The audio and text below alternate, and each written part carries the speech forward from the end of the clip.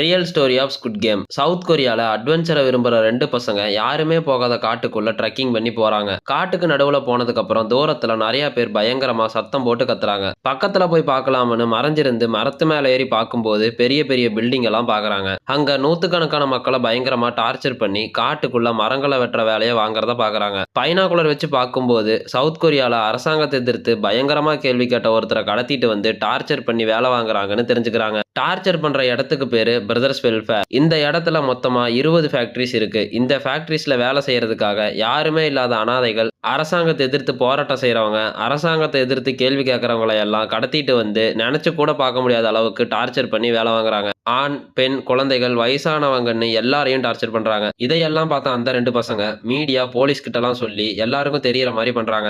எல்லாருக்கும் தெரிஞ்சாலும், பல போராட்டங்கள் செஞ்சாலும், இது எல்லாத்துக்கும் காரணமான பார்க் கின் குவன்ங்கிற சவுத் கொரியாவோட தலைவருக்கு தண்டனை கிடைச்சதான்னு கேட்டா அது கேள்விக்குறி தான்.